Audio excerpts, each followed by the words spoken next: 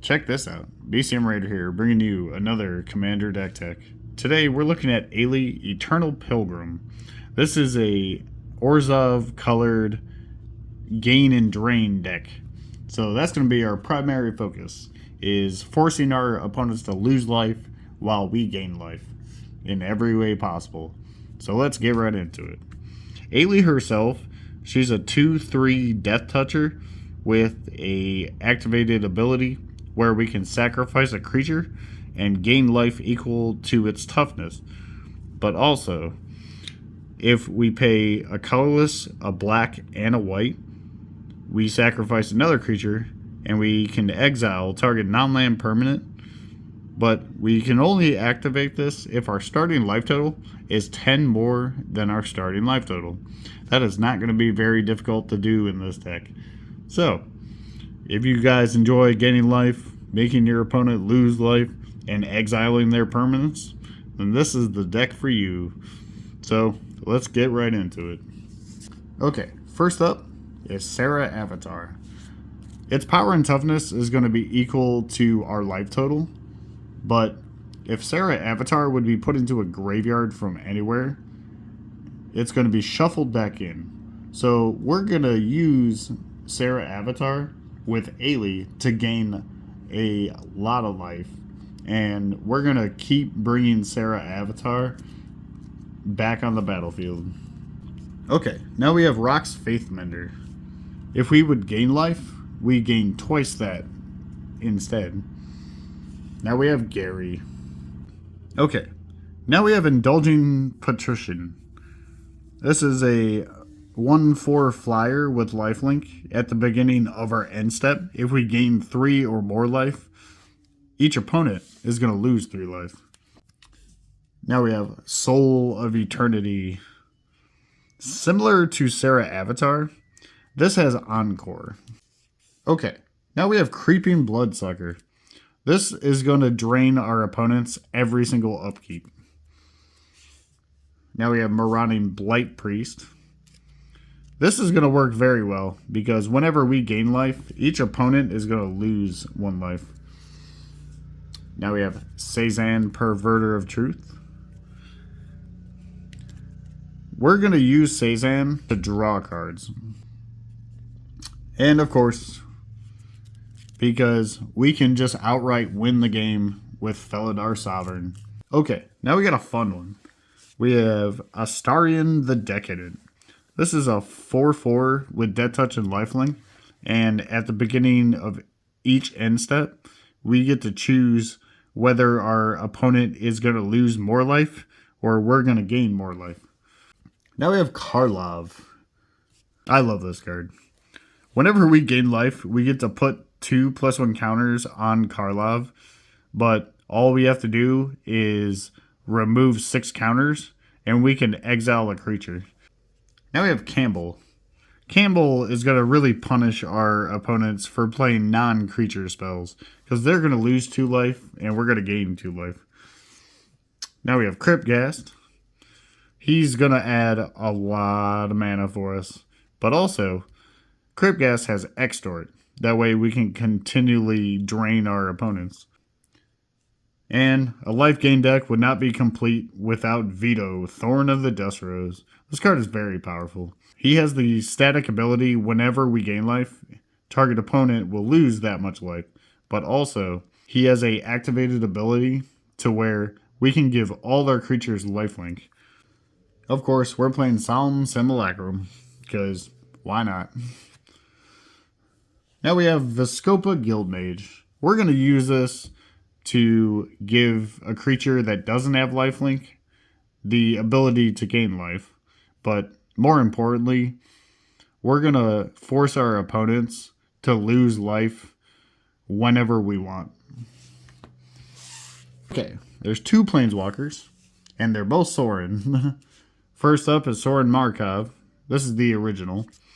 We can deal 2 damage to any target and gain 2 life. Or we can just nuke our opponent by setting their life total to 10.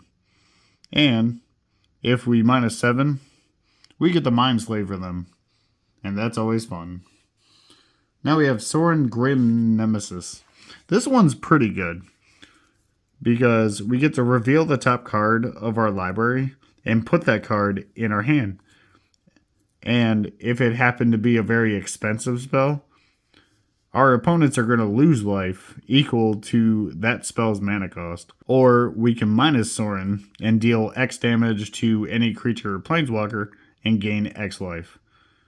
But then, -9, we get to put a whole bunch of black vampire knight tokens with lifelink. Okay, let's get into the artifacts. Of course, we're playing Sol Ring, Arcane Signet, Orzhov Signet, Talisman of Hierarchy. Here's our Mana Bolt, Pristine Talisman. Pristine Talisman is actually really good because we're going to generate a colorless mana, but we're going to gain life. And to gain even more life and protect our graveyard, we have Elixir of Immortality.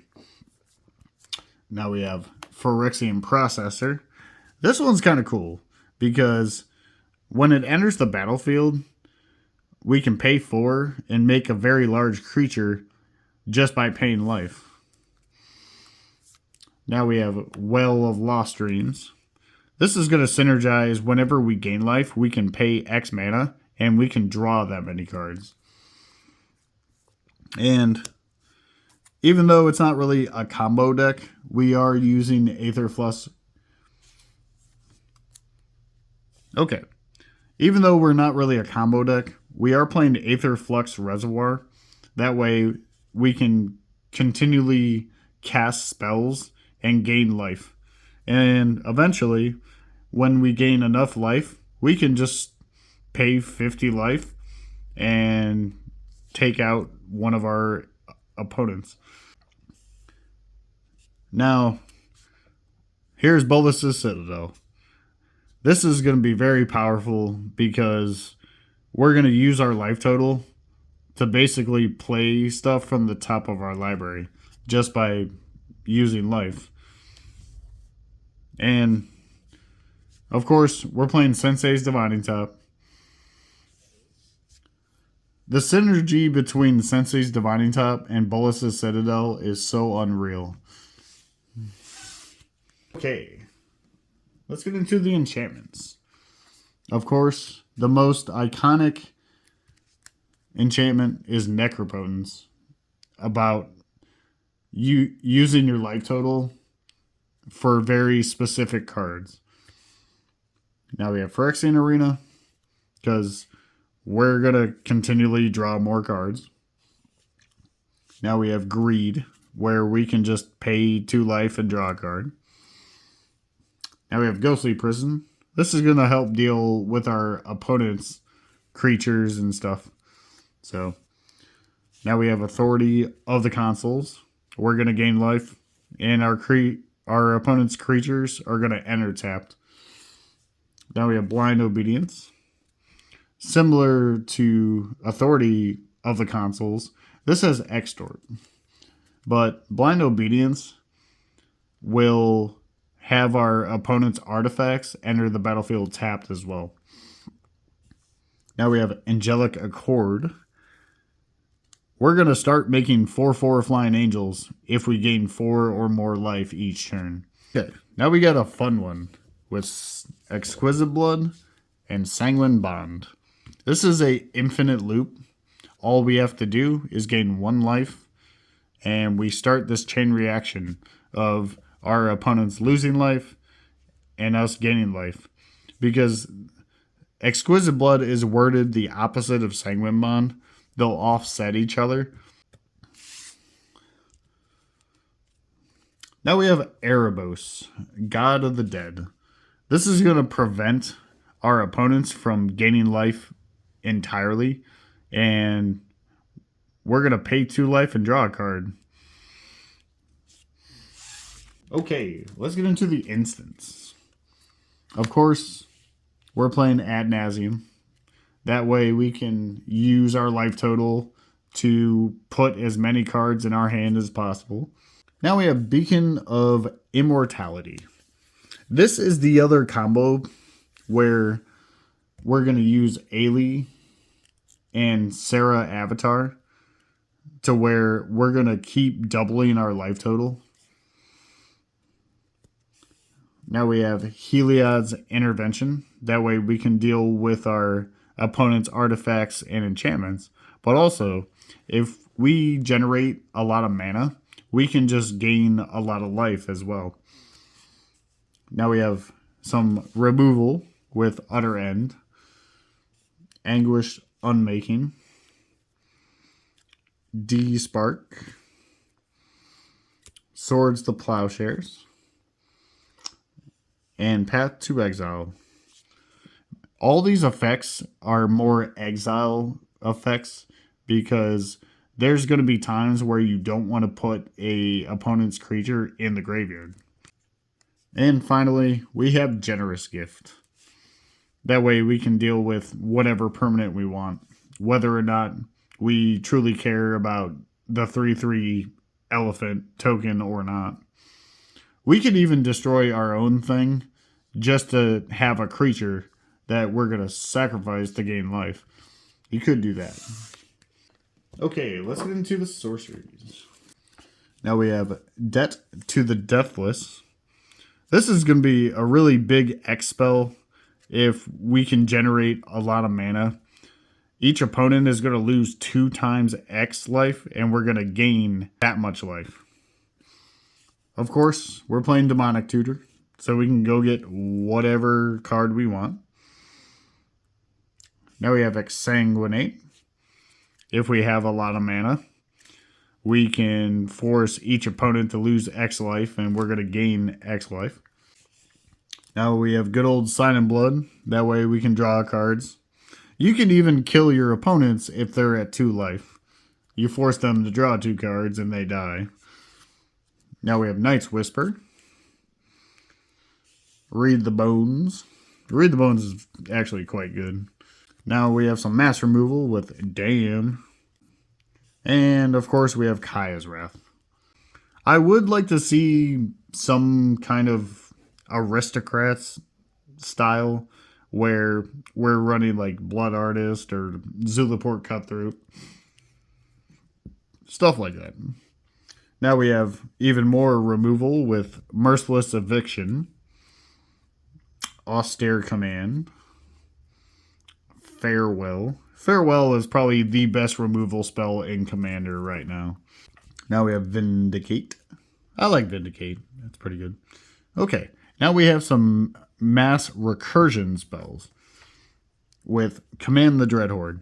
Because we're going to have such a high life total, we're going to basically return anything and everything we want. Now we got a fun one with Revival Revenge.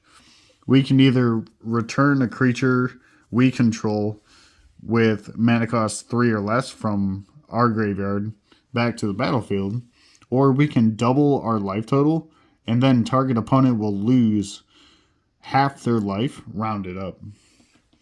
And that sounds like a good time. Okay, let's get into the land base. We have Command Tower, Temple of Silence, Orzhov Basilica, Shambling Vent. Shambling Vent is actually pretty good because it's a 2/3 with lifelink that we can keep attacking with. Now we have Gala's Shrine, Vault of Champions, Caves of Coilus, Isolated Chapel, Secluded Step, Cave of the Frost Dragon. Cave of the Frost Dragon is going to be a 3/4 flyer. That way we can block with it. Now we have Bajuka Bog. That way we can deal with our opponent's graveyard. Baron Moor. Now we have Castle Lochthwain. Castle Lochthwain is very, very powerful. Because we're going to draw cards equal to...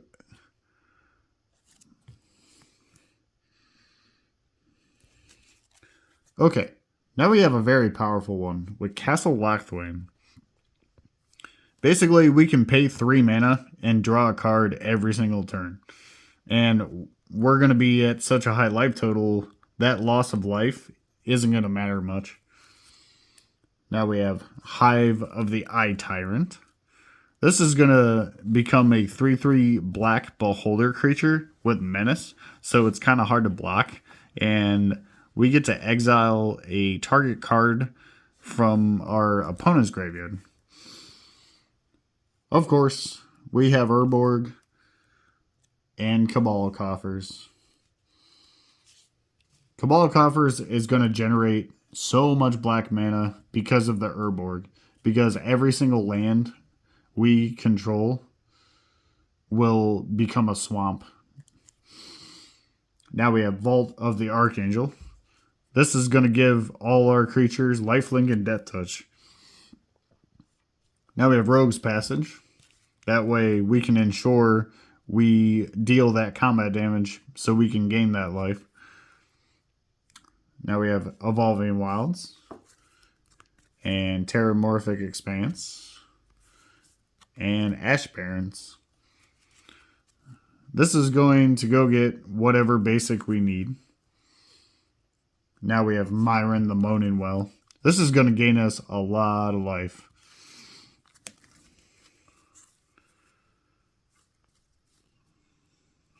We are running 7 plains and 7 swamps. And that was the deck for Ayli Eternal Pilgrim. I really hope you guys enjoyed this Orzhov lifegain control deck. It's really fun to play. So be sure to like, comment, subscribe, follow me on TikTok, share these videos, and I'll see you guys in the next one.